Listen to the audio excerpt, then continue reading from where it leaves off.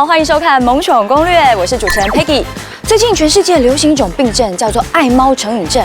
凡是得到这样病症的人呢，都会成为猫奴哦。而猫奴们呢，费尽了心思，就是要讨他猫主子们的欢心啊。而这些性格傲娇的猫主子，真的喜欢吗？今天的萌宠攻略就是要带您破解喵星人的内心世界。猫星人到底喜欢什么东西呢？猫奴们准备好了吗？我们要进入喵星人的世界喽！喵！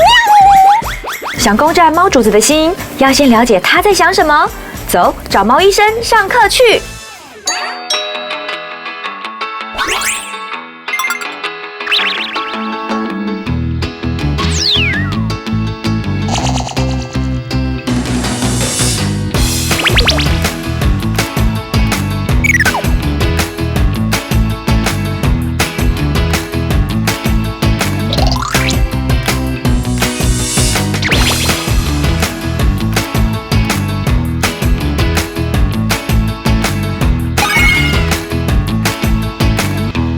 好可爱哦！一开始它是怎么样变成院猫的它是我们在开业的时候，我们的同事就是从街上带回来的。那它原本是他喂养蛮多年，大概3、4年左右的街猫。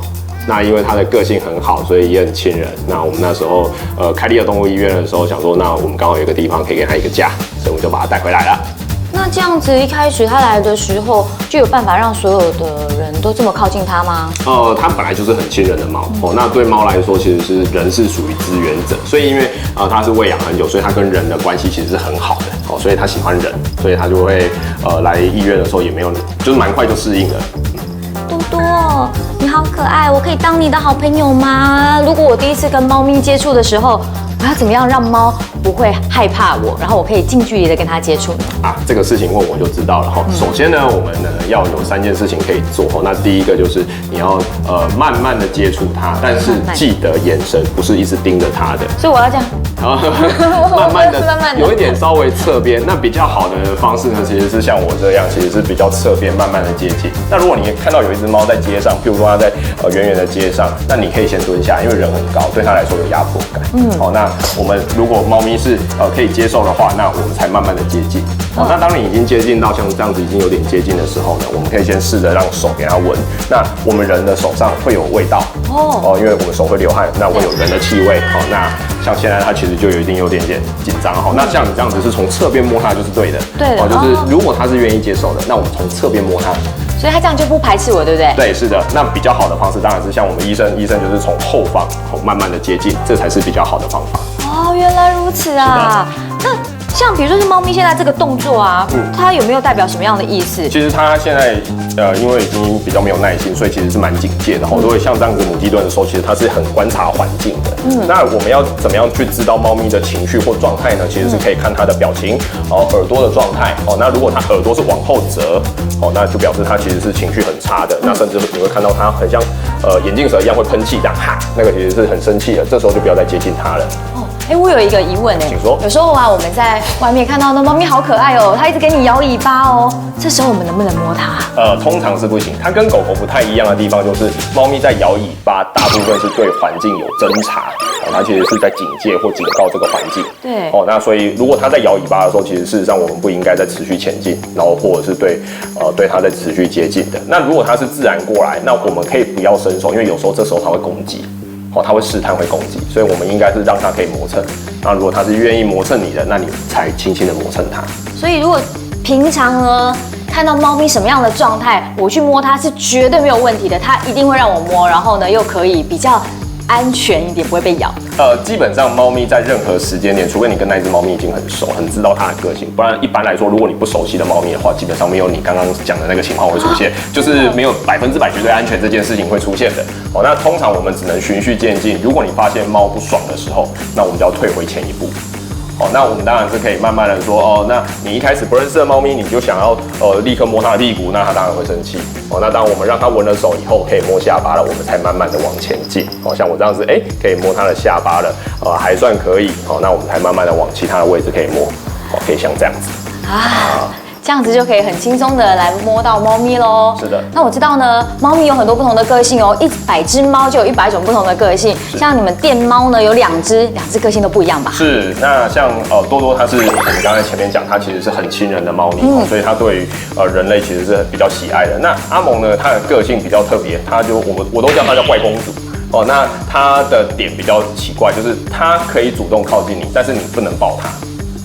因为猫咪好像不喜欢被人家抱，对不对？对，因为4只脚离地的时候，其实是非常没有安全感的。那但是像多多的部分，它就是比较亲人，对人的信任度再高一点，所以它可以有时候是可以像人的婴儿抱一样。所以呢，我们在对待猫的时候呢，要很有耐心哦。现代人呢，都看到猫咪觉得好可爱，好想养它哦。可是呢，养猫跟喜欢猫是2件不同的事情哦。如果你要成为新手猫奴的话，你要准备什么呢？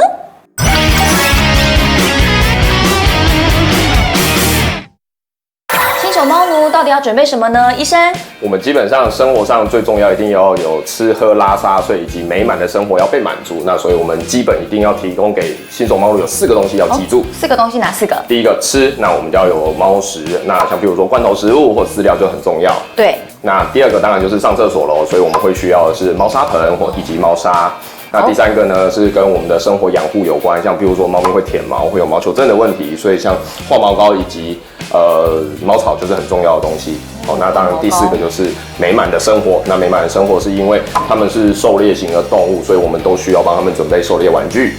好，所以呢就要有这4样的东西哦。那当然，把它的生活的相关物品准备好之后，它的健康要怎么来维护，才可以把它养得又漂亮又健康又好呢？一般来说，健康照护的部分有2件事情最重要，第一个是绝育，第2个是除虫。还要帮猫咪绝育哦？为什么要做绝育的动作啊？是的，一般来说，我们都会建议6个月龄以上或成年猫咪一定要进行绝育，那好处远大于坏处。那像譬如说公的猫咪呢，如果我们有绝育的话，那它可以减少地盘性的行为，像譬如说一直喷尿所以有很多像来我们医院门诊求诊说是那它为什么会一直喷尿？其实事实上是没有绝育的。那雌性猫咪的部分呢，绝育的部分好处也有很多它至少有2个最大的好处，一个是它可以防治乳癌的发生猫咪的乳腺肿瘤基本上都是恶性的那第2个呢，就是我们可以减少它出现子宫蓄脓的机会，那当然还会减少不当繁殖的所以呢，绝育也是非常重要的。那你刚刚说第2件事情就是要帮它做除虫。对，那一般来说，我们的除虫呢有包含内寄生虫跟外寄生虫。那台湾包含现在像台北其实虽然我们是亚热带地区，但是温度非常的高，即便是冬天都还是会有内外寄生虫的传染以及传递的发生，所以除虫是非常重要的。那如果除虫的话，我在家里可以自己做吗？还是我要把它带到兽医院啊？基本上现在的除虫用品都已经有商品化，所以它是使用上非常方便的。所以你也可以如果你不会的话，你可以去动物医院购买，那请兽医师教您。那如果当你已经学会了以后，那这些除虫用品可以直接到您就近的动物医院直接购买自己使用。很简单吗？很简单，等一下我试一试给你看。好，没有问题。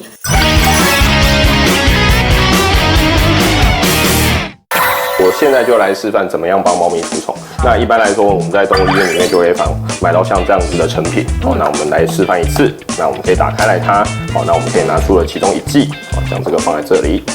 那除虫其实很简单，现在的全效型的除虫用品呢，都是内外寄生虫都会杀死这样的猫咪会痛吗？不会，是点在皮肤上面那我现在来示范那记得我们可以点在颈背部那它们是属于皮肤吸收，所以呢只要剥开来看到白色的皮肤都可以施点那你会说有一些人问我们说，那我们可不可以点到其他的位置？基本上皮肤都可以因为全身都是皮肤的。但是点到后面毛剥开对不对？把毛剥，这是第1个要点毛一定要剥开。那第2个要点呢，就是呢点到后面呢有一个最大的缺点就是猫咪会吃掉，那吃掉就没效，而且它会一直流口水它不会中毒，但是它们会因为苦味的关系，所以它会一直流口水。那很多家长会很紧张，以为它是中毒。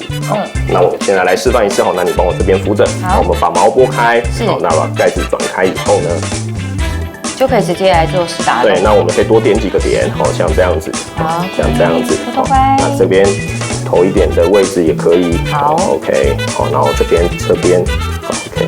OK， 所以主要是在我们的那个背部的地方，让它不要舔到。对，颈背部的位置都是可以的。好，那我们点完药以后呢，就是暂时不要去摸它，把猫顺回来以后，那也暂时不要去洗澡。好，这样就可以啦。这么简单啊？是的，没有问题。那我们除了要定期的帮猫咪来做一个除虫的动作之外，还要做什么呢？除了除虫以外呢，我们还有2件事情很重要，一个是我们定期要施打预防针，那帮它防范传染性的疾病。那另外一个呢，就是每1年至少也要做1次的健康检查。那如果是更年长的动物，我们当然就可以健康检查的时间再缩短一点，这样才能保护猫咪的健康。好哦，所以各位猫奴们，记得每年都要帮猫咪呢来做定期的健康检查，还要帮它施打疫苗。另外很重要的是，还要定期帮猫咪除虫，给猫咪最好的防护。这样子呢，是每位猫奴最大的责任哦。猫奴之所以称为猫奴，就是一旦养猫，就要全心全意的照顾它一辈子。爱它就不要遗弃它，也要记得给最心爱的猫家人最完整专业的健康防护哦。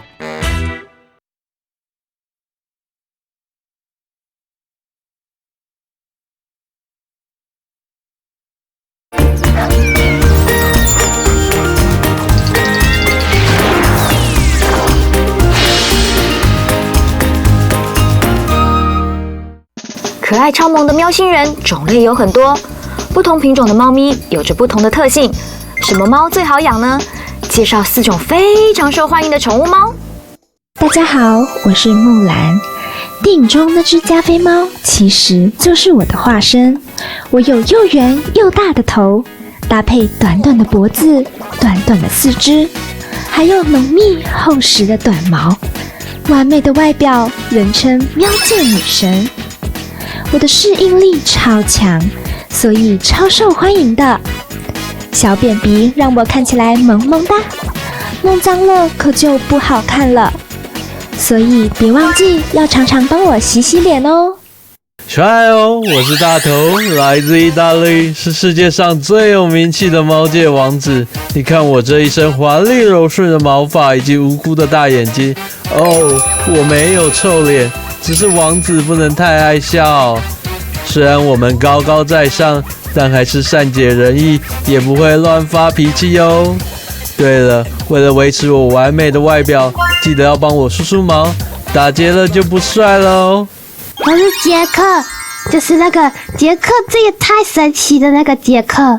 虽然我们喜马拉雅猫跟波斯猫有一点像，但是不要傻傻分不清楚哦。你们看我的蓝眼睛，还有这白色的毛，是不是很帅呢？我有出国比赛过哦，得到全日本喜马拉雅猫第1名，叫我台湾之光了。嘿，你在看我吗？我是大家最爱的大玩偶英国短毛猫大吉，有着圆滚滚的外形及浓密的毛发。年纪还小的我啊，最爱玩了，看我抓抓抓，动作超灵活的。别看我现在体力好，如果饮食上没帮我注意点的话，随着年纪越大，我会越来越胖哦。各位猫奴们有没有觉得我很幸福？我现在呢被一群非常漂亮的猫咪围绕着哦，好可爱哦！米奇，你这样养猫咪养了多久的经验啊？我家从小就养猫，但是养品种猫的话，我大概养了快30年了。然后呢，我听说啊，米奇为了要把猫咪养好哦，还自掏腰包到国外去学习各种养猫的技术，把自己升级为养猫达人之外，另外呢，他还自掏腰包举办了猫展，然后也让很多的好朋友们来认识猫咪，对不对？是的，因为我觉得，猫咪是一个非常可爱的动物，我希望有更多的人喜欢它、认识它。哇，你怎么把猫咪养得这么漂亮、这么亲人又这么乖啊？猫咪的话，品种猫的繁殖，我们还是希望它是优生优育，就是你选择好的品种猫，然后做完基因检测，然后给它最好的食物、最丰富的营养来饲养它们。那再来就是他们是需要我们人去陪伴他们，才能够养出他们这么亲人的个性。如果你都放在笼子里养的话，他们肯定不会亲人的。要问专家一个问题了，我们的猫咪啊，养得这么漂亮，那平常不是都给猫咪吃饲料或罐头啊？那我们这些猫咪平常都吃些什么东西？怎么样可以让它们更健康啊？我们猫咪现在就吃的是湿食为主，干粮为辅。湿食为主，干粮为辅。是的。那你都准备些什么啊？我等等要去准备，你要跟我一起去准备吗？好哦，我要看看冠军猫都吃些什么样的食物哦。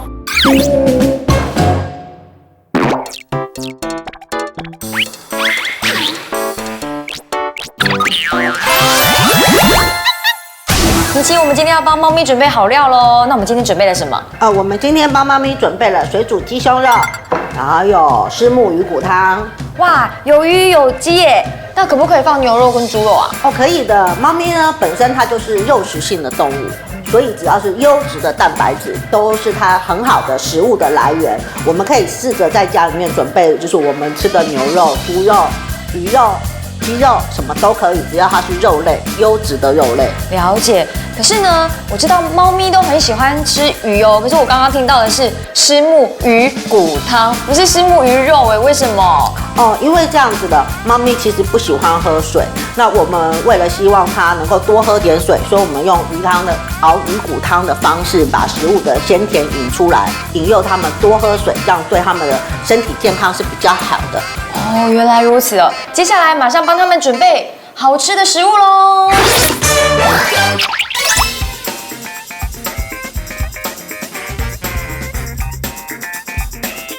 我们的秘诀就是冷水煮鸡胸肉，然后肉跟水的比例是1:2，就是肉1水2，然后开小火，用豆点火，我们叫豆粒火，煮个10分钟。水开了之后，就是让人放着静着让它熟，这样子煮出来的鸡肉是最嫩的，而且鸡汤也是最鲜甜好喝的。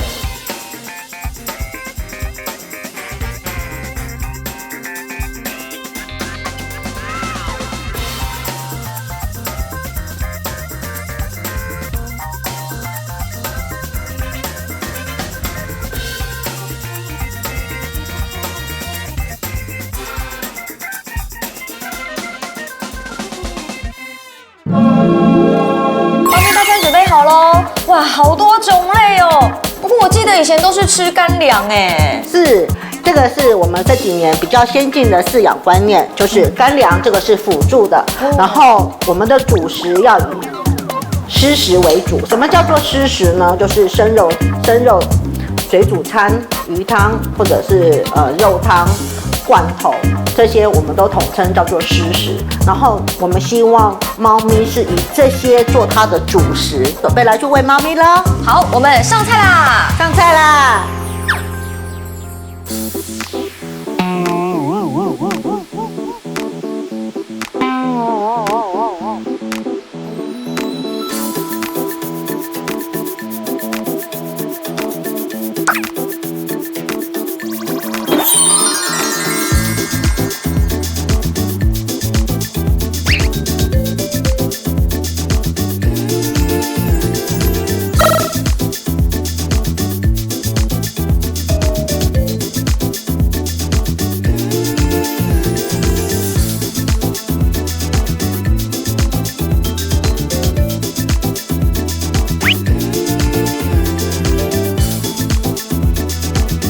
哇，猫咪们吃得好开心哦！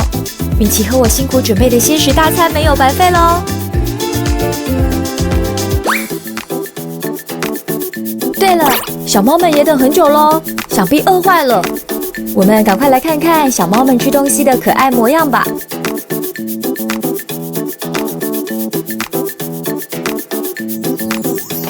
哇，看小猫们吃得津津有味的样子，好可爱哦！那小猫吃的分量跟成猫一样多吗？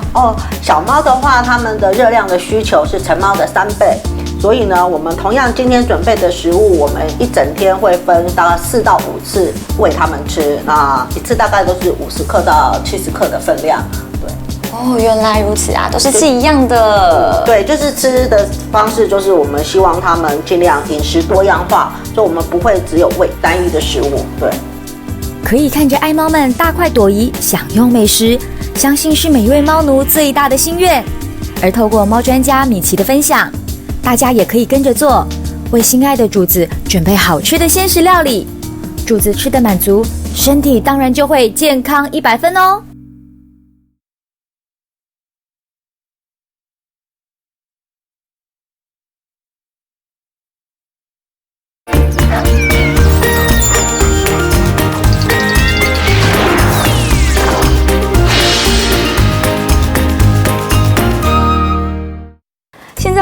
的好方便哦，有任何猫咪的问题上来按一按，就可以找到解决的方法哎。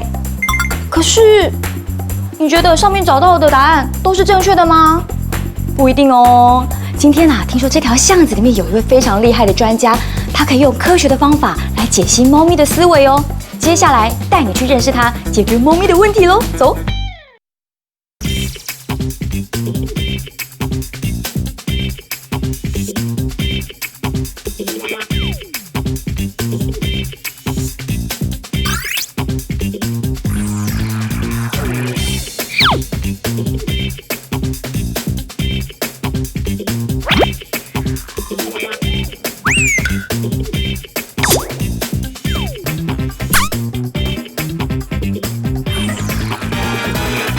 我刚刚走进店里面，一看到4只超级可爱的猫，好疗愈哦！马上呢来欢迎我们的老板娘。嗨，你好，我们店啊有4只很可爱的猫咪，那一只叫本丸，好饭团因为他是我唯一的男生，对他非常的可爱，但是他也是一个暖男，你怎么样个球啊，那个内容不要紧，他都没关系，对不对？他都没关系的，对。很少看到猫咪是这个样子的。对啊，这边的猫好乖哦，而且呢都很亲人哦。它本丸之外呢，还有3只也很可爱。对，还有一只是他的太太，叫 QQ。QQ。对，那 QQ 呢，它也是很特别，它有点怪美，很美，可是它怪美。怪美。对，为什么呢？它从小，因为它有那个中风过，生病，对，可是它已经当妈妈喽。对。所以他的个性非常的也很好。那他的小孩叫楚楚。哦，有看到楚楚也非常的可爱。对，楚楚非常的可爱。它是我们这里面的猫咪最年轻，才2岁。2岁的猫咪。对，它很会玩，而且它鬼灵精怪，而且它一天到晚就是喝我鱼缸的水。它会不会捞鱼呢？对，它一天到晚就在捞鱼这样子。我们另外还有一只叫 Abby。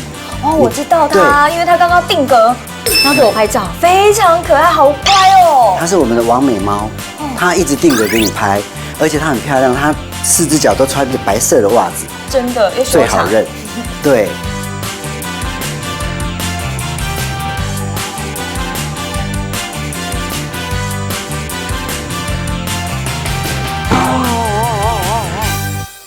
老板娘，我想要请问一下，你为什么会想要开这样的一个宠物餐厅呢？因为你有没有发现现在这个社会，每一个人的他的生活的压力都很大，真的。那你不觉得看到猫咪都可以很疗愈吗？有啊，它们超可爱的，还会在你旁边这样转来转去的。对，所以我们的宗旨就是这个样子。大家来到店里面的话，跟猫咪玩可以放松心情，对不对？对。我觉得这间店啊最特别的一点啊，就是这里有开办猫咪的训练课程。对。为什么你会想要在这里办猫咪训练课程？因为我们4只猫其实都很乖，很亲人。那我们的客人常常都会问我们说，你们猫怎么都那么乖，这么听话？后来我们找一个非常有名的专家，香菇老师。哦，原来如此。对。所以呢，透过香菇老师的一个教学，可以让大家可以跟猫咪呢互动更好，对不对？对。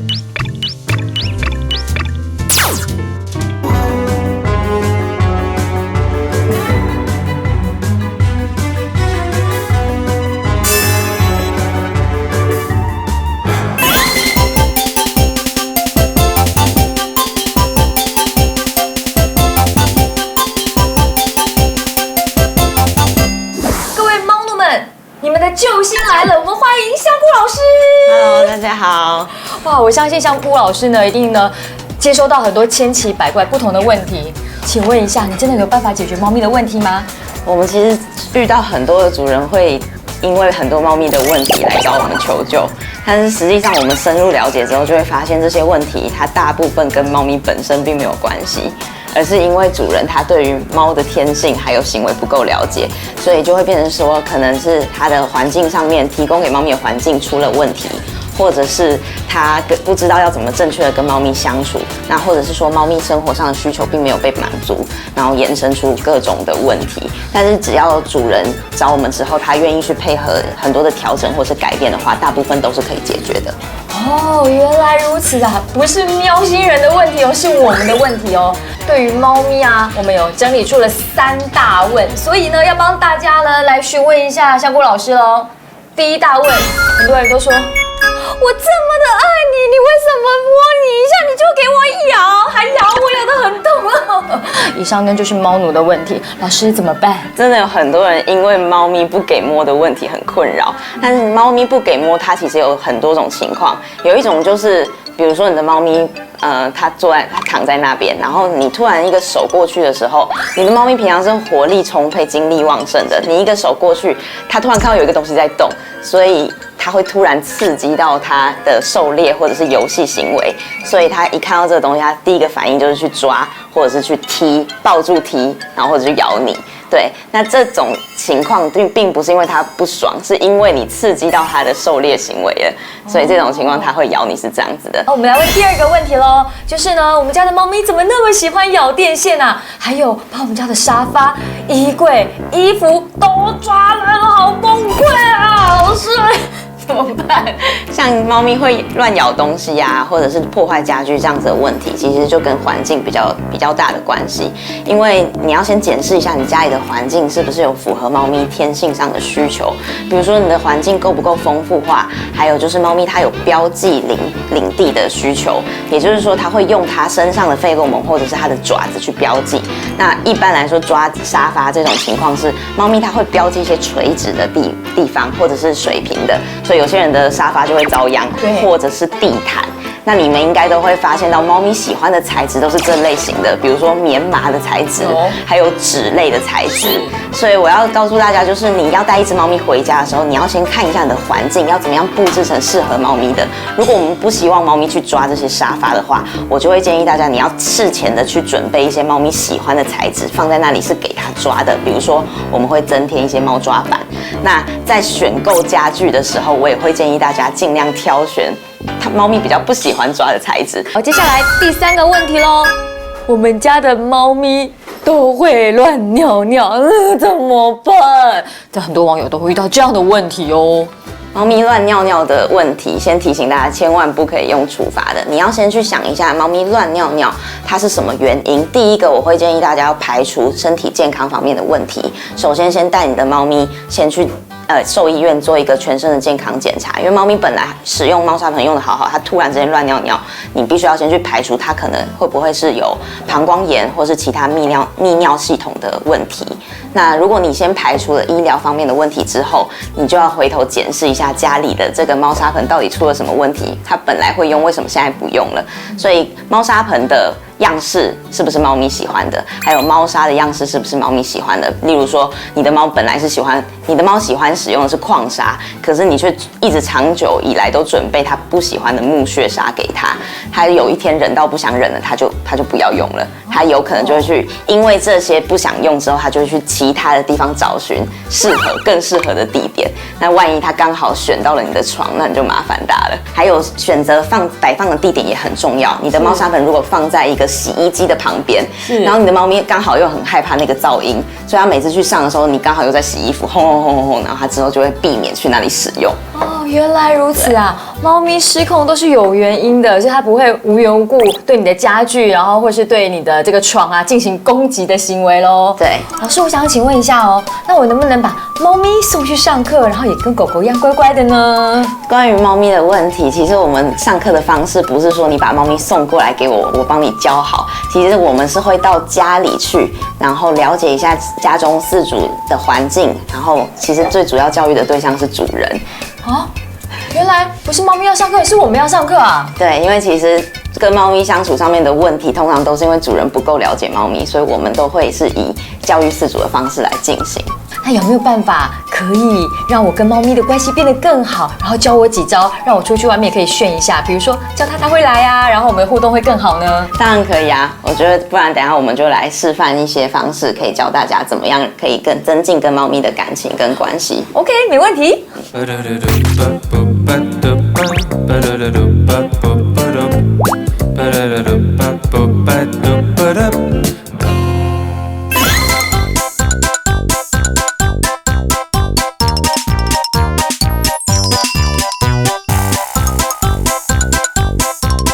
很多人会好奇奇猫咪到底可不可以像狗狗一样训练。那我们其实可以教猫咪很简单的才艺表演，像大家比较想要学的就是握手。那在我们训练猫咪之前呢，通常我需要准备一个东西，就是你必须要有一个猫咪喜欢的东西来当做它的奖励，因为训练很重要的环节就是奖励。那我们最简单就是拿猫咪喜欢吃的东西来当做它的奖励。那要训练握手呢，首先我会让猫咪先看到我这里有它想要吃的东西，然后你可以用零食去它喜欢的食物去引导它过来。那因为这边的猫咪它们之前已经有训练过，所以它现在会很容易做出这个动作。一般如果你的猫咪还不会做这个动作的话，很简单，你就是把它喜欢吃的东西稍微往上一点点，它吃不到，它通常就是会这样子跳上来要拿那个零食，所以就有可能捕捉到它伸手这个动作。你就在它伸手的时候，马上先给它吃一个，那之后你就慢慢的可以训练它手伸出来吃到东西，然后它手放下来的时候就没有零食了。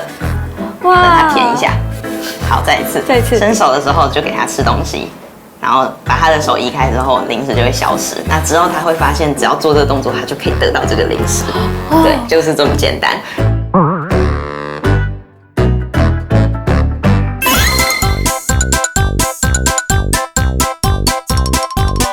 我们想要猫咪一叫就来，首先你必须要先跟猫咪建立一个讯号，它可能听到或是看到的时候，它就会非常有兴趣的跑过来，所以是讯号再加上奖励。那我们可以像有一个小小的东西的话，比较容易吸引猫咪，它会对一种小小的目标比较有兴趣，所以我通常会比一个1的手势，让它可能看到一个手指头，它就很有兴趣的跑过来。你可以在这个上面挤一些猫咪喜欢吃的零食，它有可能看到这个零食，它就会跑过来这里吃。然后呢，你就换一个位置，再做一模一样的动作，让它看到你的手，然后它就可以跑到你面前来这里吃到东西。所以是只要走到你面前的时候，你就会给它吃，对不对？对，就马上让它吃到东西。所以它之后就会发现，它会建立一个模式，是它看到1，它就吃到东西。所以1，然后它就会顺着这个手指头这样子跑过来。吃到东西，我们也可以建立一个声音的讯号给猫咪，比如说你可以用“来”这个字当成它的指令。那在连接这个指令的时候，你也得先让猫咪有办法听到你说“来”之后，它可以再到你的面前来获得奖励。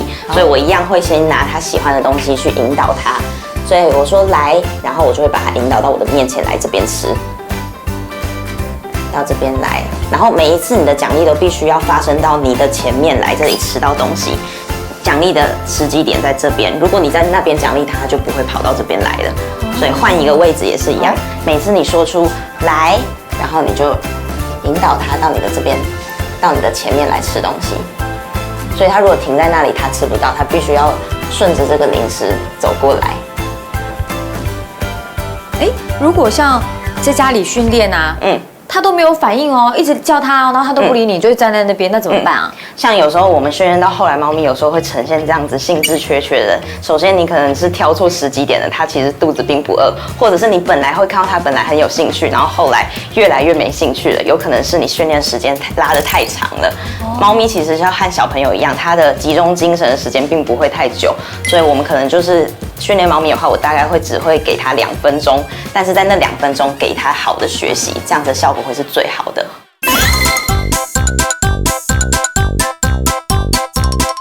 所以首先是我会让他觉得被碰触手或者手被我抓着的时候是一件好事。那我们不用强迫或者是用身体按住猫咪，让猫咪是呈现一个最放松、最自然的姿势开始就可以了。他很喜欢吃这个，所以我们每一次拿起他的手的时候，我们就给他吃他喜欢的零食。然后当手放下来的时候，零食就会消失，可是他在咬着。好，再一次。就是你要碰到他的手，然后就给他吃，然后他一离开，我手放下来就不要给他吃。对，所以他会慢慢建立一个观念，是碰手的时候他可以吃得到零食，当手放下来的时候吃不到零食，碰手的时候吃到零食，手放下来的时候就吃不到零食。那之后他就会非常乐意把这只手给你，因为他只要没有给你碰手，他就吃不到。哦，对。那接下来有一些猫咪是看到这个指甲刀逃走啊，它就逃走，所以你也可以是拿着这个指甲刀，然后再抓它的手，然后吃零食。好，再一次就是拿着这个指甲刀，再拿它的手，然后就让它吃到零食。放下来的时候，零食就移开。拿这只手，然后吃到零食。放下来的时候就移开，那它就会关联到每一次都是看到指甲刀，然后拿它的手的时候，它可以吃到东西。对，所以它越来越接受之后，你就可以延长指甲刀碰到手的时间，1秒、2秒、3秒，然后再给它吃东西。接着就是增加时间。到后来，如果它被你碰着5秒它都没反应之后，你要剪指甲就完全不是什么困难的事了。各位猫奴们，老师在讲，有没有在听？想要让你的猫跟本喵一样乖巧听话，就要拿出你们的耐心和爱心哦。为了更和谐的喵咪生活努力，我们一起加油吧！示范完毕，收工，喵。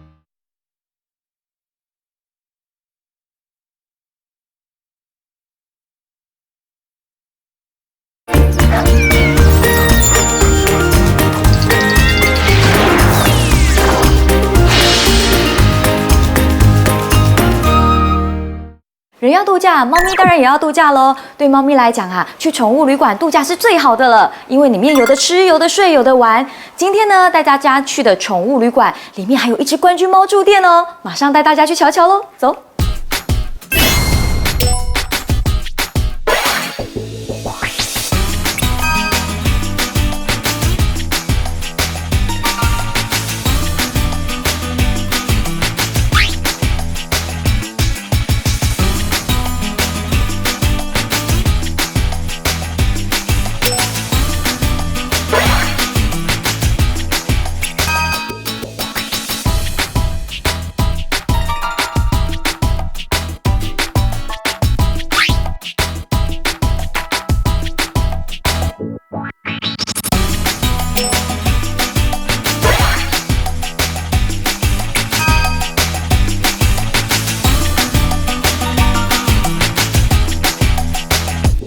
我要来为大家来介绍一下2017年度 TICA 喜马拉雅猫冠军小咖喱，超级可爱的。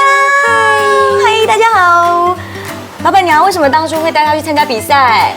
当初一开始只是为了就是想要了解喜马拉雅猫去参加比赛，后来呢就发现在比赛会场当中可以了解相当多正确养猫的知识，所以就持续不断的一直有去比赛。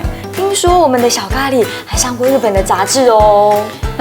对，它是就是2017年度那一年日本的那个品种猫的图鉴杂志，就是专门在介绍品种猫的，那它就占了一个很大的篇幅。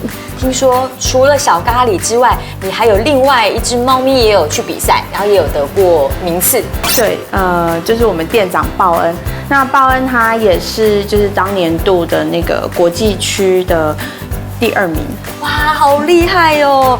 这么好舒服哦，我可不可以抱抱它？可以啊，打开你的手，对，好，那从这个底下把它抱起来，托起来，那另外一只手呢，扶住它后面的尾巴，对，这样子，整个让它就窝在你的身上。嗨，小咖喱，这样才是最安全的抱猫。它这样子感觉好稳定，非常的亲人哎。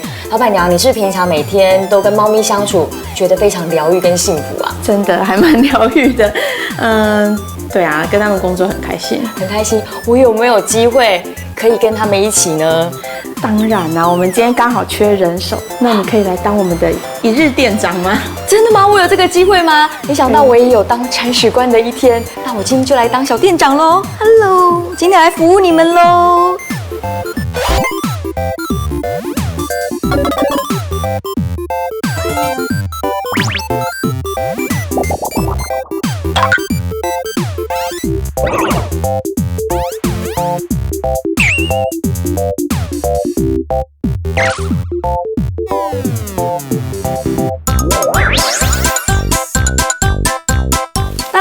我已经着装完毕，要开始我一日店长的工作喽。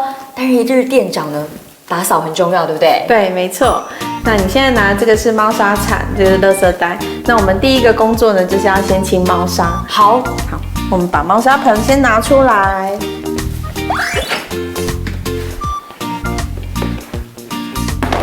那有没有看到下面有一颗一颗黑黑的？有，那个就是猫猫的便便。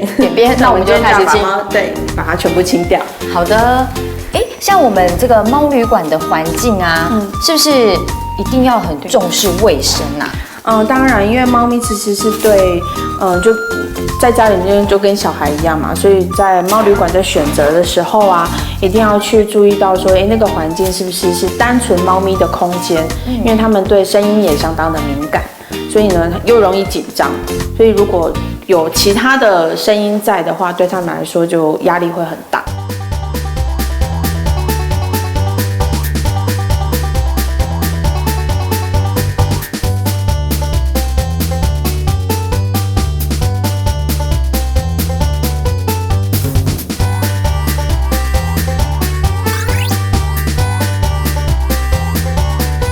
好，现在我们要开始准备他们的餐点喽。没错。那今天我们有罐头、饲料还有水，这是最基本猫咪吃的东西。我有问题耶，像我们这里这么多只不同的猫咪啊，它们都吃一样的东西吗？没有因为其实每一只猫它们吃的食物都不太一样。那我们会在它们来的时候就去记录说，这只猫它可能是吃什么样的饲料，或有的猫只能吃罐头，不能吃饲料，或者是有的只吃生肉，不能吃罐头。所以每只猫都不一样。好，那我们就来准备喽。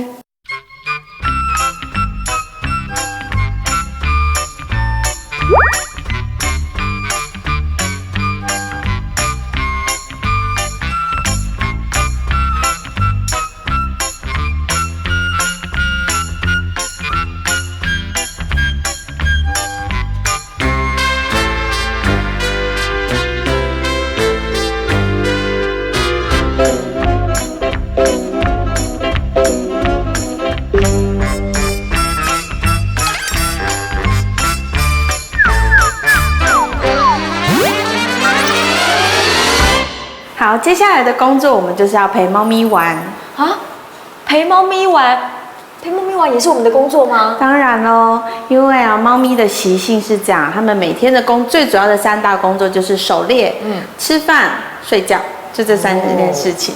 那狩猎呢，就是像我们在跟它玩一样。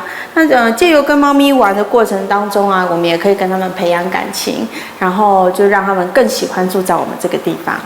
原来如此啊。不过陪猫咪玩，那我要怎么跟它玩啊？所以我今天准备了这些东西。逗猫棒，对，我知道这个，每次猫咪只要看到它都非常的疯狂。没错，而且每一只逗猫棒有不一样的功效。那有一些猫咪它喜欢羽毛的东西，那有一些是喜欢像这种5颜6色的羽毛，或者是甚至塑胶的材质的东西。这个有声音，对不对？对，每一只猫咪喜欢的都不一样。那呢，我们可以试这个针釉，这个听说是就是有了，非常有反应。那我们这样子玩的时候是只要这样推，对，你这样模拟它是小动物，然后让它追就可以了。所以你可以跑你不要让它追到。有时候要让它追到是为了建立它的自信心，因为如果狩猎一直都没有办法追到的话，它一定会没有信心。那没有信心呢，它就会不想玩了。然后所以就让它这样，你要跑，我要跑给它追。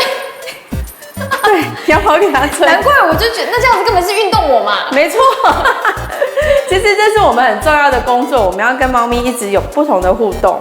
你在玩逗猫棒的时候啊，你要注意说你今天用到的东西是什么。像我们今天这个针釉，我们就要模拟它是针釉，我们要想象成自己是一只针釉。那针釉都在地上跑，那我们就要在地上跑。然后呢，你的手要动，让它，你看它会抓到。让它抓到，对，让它抓到，再把它扯回来吗？抓到千万不要马上扯回来，你要在它放开的时候，因为小动物被抓到，它可能会在那边挣扎一下，那你马上扯的话，有时候它会觉得突然有那个失落感，因为它就没有成就感。放开了之后，我们就赶快跑，因为小动物啊，它被抓到之后，它会赶快跑，这样跟它玩，这样子就可以了。对。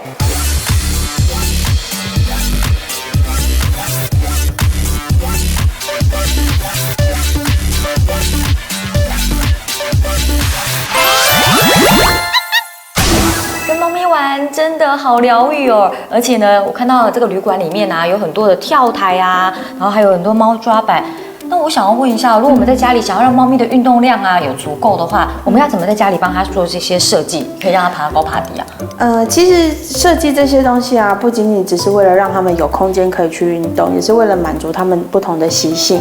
那以猫咪来说的话呢，因为每一只猫它的喜好也不一样，所以呢，我觉得家里面大概有基本需要几样东西。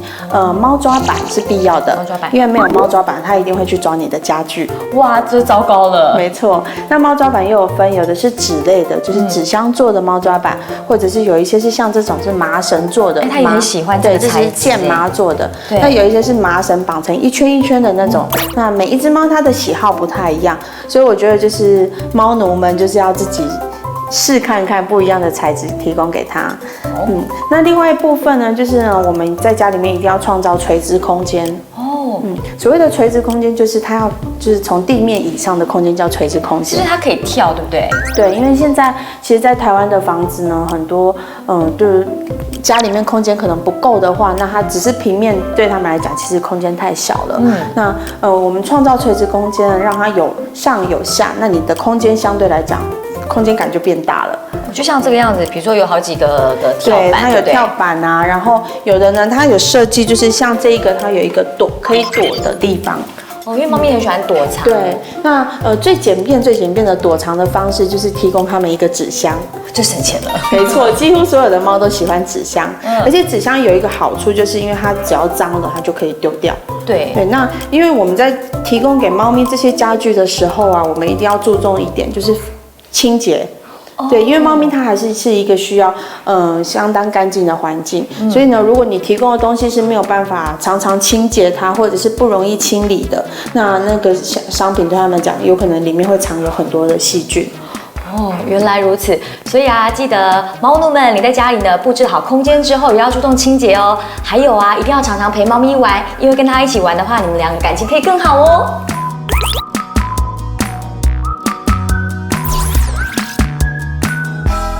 看完今天的萌宠攻略，是不是被我们的喵星人给萌到了呢？